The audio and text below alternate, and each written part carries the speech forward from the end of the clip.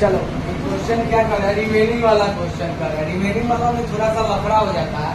लफड़ा क्या होता है कि बार बार मान के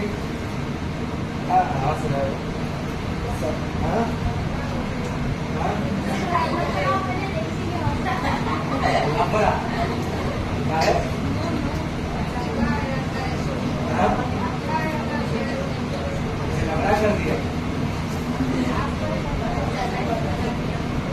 देखो रिमेनिंग वाला बात बता रहे हैं, ध्यान से देखिए। तुम लोग अंडरस्टैंडिंग डेवलप करेगा ना तो बहुत आसानी से तुम लोग करेंगे, बहुत आसानी से तुम लोग परसेंट हो, फ्रैक्शन हो, टाइम वर्क हो, इसका बहुत ज्यादा इम्पोर्टेंट होता है। बार बार समझाते हैं तुम लोग। कि देखो एक आप बात समझ लीजिए कि सिंपल सी बात, एक आदमी ठीक है वो पहला वेन्यू में क्या करता है, 75% मनी लॉस कर देता है। क्या कर देता है, लॉस 75%। ठीक है, यानी जितना उसके पास मनी आता है उसका 75% लॉस कर गया। अब दूसरा फिर से वेन्यू में वो 75% मनी लॉस करता है, लेकिन इस बार जो मनी लॉस करता है वो रिमेनिंग वाला मनी लॉस करता है। बात समझ में आ रहा है हम क्या बोल रहे हैं? रिमेनिंग मानी रिमेनिंग क्या, तो ये जो 75% जो मनी था, बात समझ में आ रहा है? एग्जाम्पल में अगर 100 रुपया मनी होगा तो पहले जो लॉस होगा उसको लॉस्ट कितना होगा, 75/100। ओके, यानी 75 रुपया लॉस हो जाएगा, लॉस हो जाएगा। तो बचेगा उसके पास कितना, रिमेनिंग। रिमेनिंग मनी 25 रुपया बचेगा। अब इसका 75%, इसका 75% को सेकेंड वेन्यू में लॉस होता है, तो इसका 75 क्या होगा, जरा खुद देखो। 25 से 4 बार में लिखना मनी। बात समझ में आ रहा है क्या बोला? तो यही चीज बता रहा है कि ये जो क्वेश्चन है बार बार रिमेनिंग वाला पर थोड़ा सा प्रॉब्लम हो जाता है, बच्चा गलती करता है। ठीक है, गलती हो जाता है, कंफ्यूजन हो जाता है, लेकिन आपको उतना रिमेनिंग के लिए लफड़े नहीं लेना है। हम आपको बताए थे कि आपको लफड़ा नहीं लेना। क्या लफड़ा नहीं लेना है, आप बात को समझिएगा, बात को समझिएगा।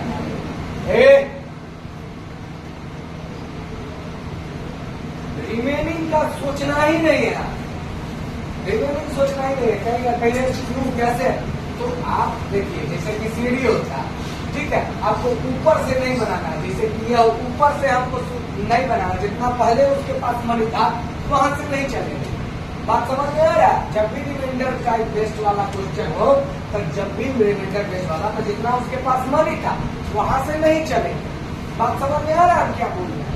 वहां से नहीं चलना है। बात समझ में, नीचे से चलो।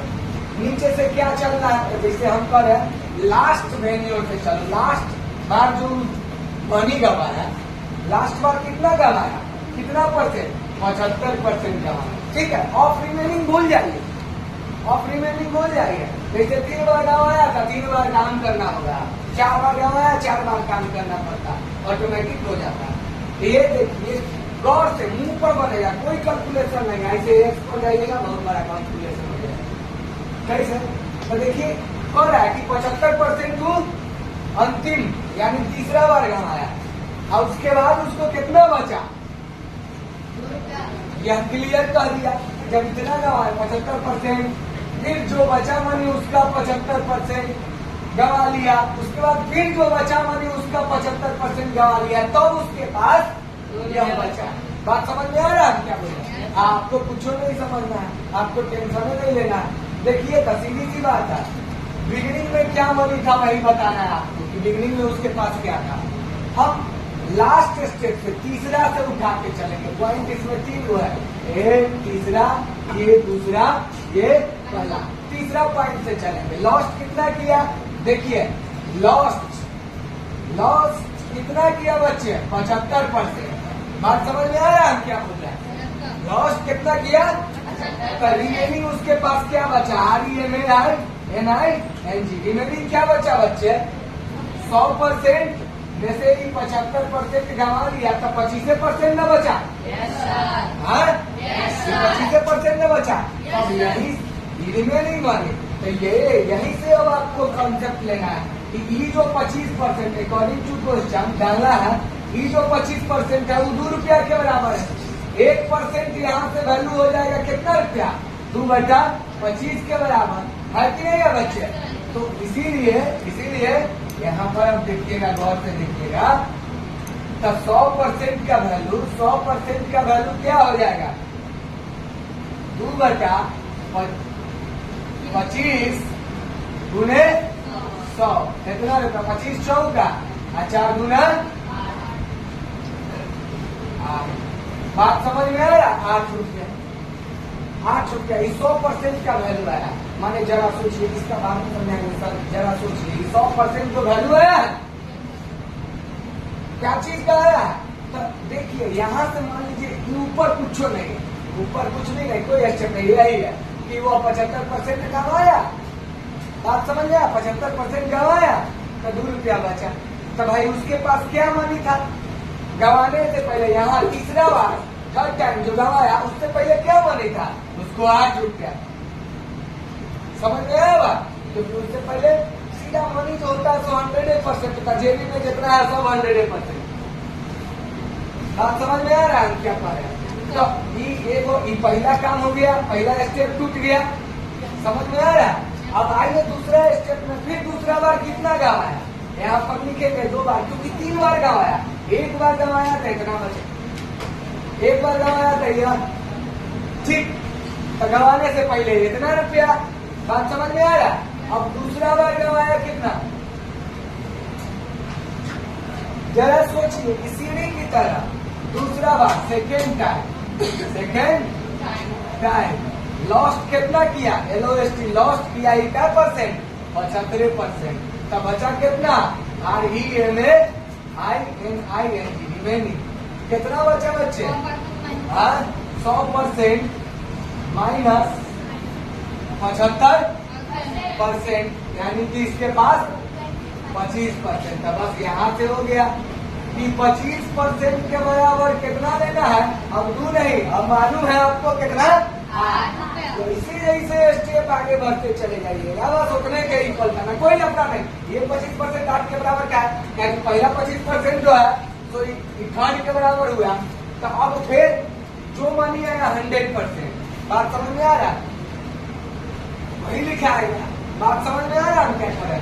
तो 1% के बराबर क्या हो गया, 8/25।